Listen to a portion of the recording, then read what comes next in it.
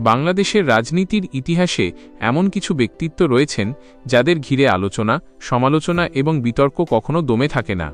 তেমনই এক চেনা নাম, এক প্রভাবশালী নেতৃত্ব হলেন তারেক রহমান, যিনি দেশের একটি বড় অংশের মানুষের কাছে তারেক জিয়া নামেই বেশি পরিচিত।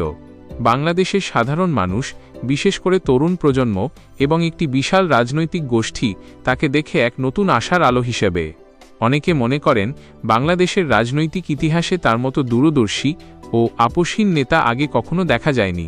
আজ আমরা জানার চেষ্টা করব কেন তাকে ঘিরে এদেশের মানুষের মনে এত আবেগ, এত প্রত্যাশা এবং কেন তাকে আধুনিক বাংলাদেশের রাজনীতির এক অনন্য রূপকার বলা হয়। শৈশব থেকেই তিনি রাজনীতিকে খুব কাছ থেকে দেখেছেন।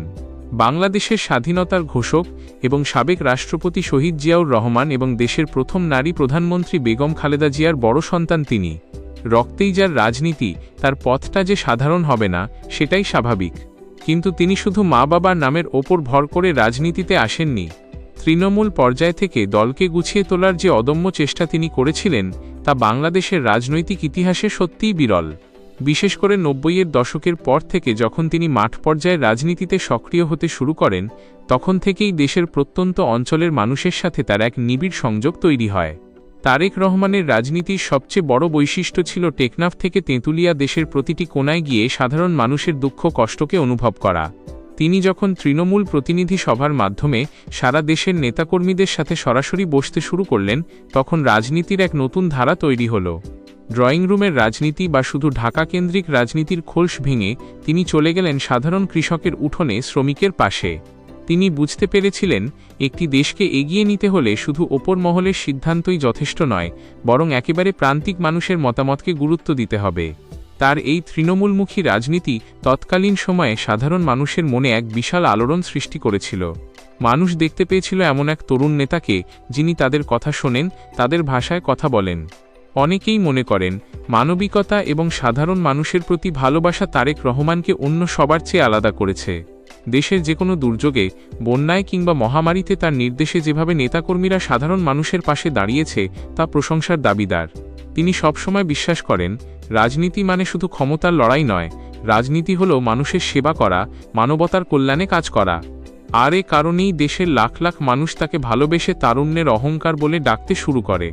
জনগণের প্রতি এই গভীর মমত্ববোধ এবং দায়িত্বশীলতার কারণেই আজ দেশের কোটি কোটি মানুষের হৃদয়ে তিনি এক বিশেষ স্থান করে নিয়েছেন।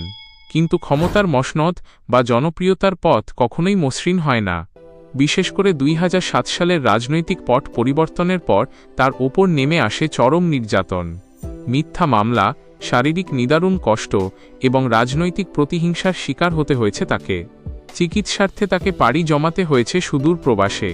কিন্তু শরীরটা প্রবাসে থাকলেও তার মনটা সবসময় পড়ে রয়েছে এই দেশের মাটিতে, এদেশের মানুষের কাছে। দীর্ঘ সময় ধরে লন্ডনে অবস্থান করলেও তিনি এক মুহূর্তের জন্য দেশের মানুষের অধিকার আদায়ের সংগ্রাম থেকে পিছিয়ে যাননি। ডিজিটাল প্রযুক্তিকে কাজে লাগিয়ে তিনি প্রতিনিয়ত দেশের মানুষের সাথে যোগাযোগ রাখছেন, নেতাকর্মীদের দিক নির্দেশনা দিচ্ছেন এবং স্বৈরাচারী ও অন্যায়ের বিরুদ্ধে এক অদম্য প্রতিরোধ গড়ে তুলেছেন। দূর প্রবাসে থেকেও যেভাবে তিনি একটি বিশাল রাজনৈতিক দলকে ঐক্যবদ্ধ রেখেছেন তা এক কথায় অবিশ্বাস্য। অনেকেই ভেবেছিল তাকে দেশ থেকে দূরে সরিয়ে রাখলে হয়তো তার জনপ্রিয়তা কমে যাবে কিংবা দল ভেঙে টুকরো টুকরো হয়ে যাবে। কিন্তু বাস্তবে ঘটেছে তার ঠিক উল্টোটা। যত সময় গড়িয়েছে, সাধারণ মানুষের মনে তার প্রতি সহমর্মিতা ও ভালোবাসা আরও বহুগুণ বেড়েছে। বর্তমান বাংলাদেশের তরুণ সমাজ, যারা একটি বৈষম্যহীন, গণতান্ত্রিক এবং স্বাধীন দেশের স্বপ্ন দেখে, তারা তারেক রহমানের বক্তব্যের মধ্যে নিজেদের স্বপ্নের প্রতিফলন খুঁজে পায়। তিনি বারবার বলেছেন, একটি রাষ্ট্রের প্রকৃত মালিক হল দেশের জনগণ। জনগণের ভোটের অধিকার, কথা বলার অধিকার এবং সুশাসন প্রতিষ্ঠা করাই তার রাজনীতির মূল লক্ষ্য। একটি আধুনিক, স্বনির্ভর এবং প্রযুক্তি নির্ভর বাংলাদেশ গড়ার যে রূপরেখা তিনি প্রতিনিয়ত তুলে ধরছেন তা সত্যিই প্রশংসনীয়। তিনি শুধু বর্তমান নিয়েই ভাবেন না, বরং আগামী ২০-৩০ বছর পর বাংলাদেশ বিশ্বমঞ্চে কোথায় গিয়ে দাঁড়াবে সেই দূরদর্শী পরিকল্পনাও তার চিন্তাভাবনায় প্রকাশ পায়।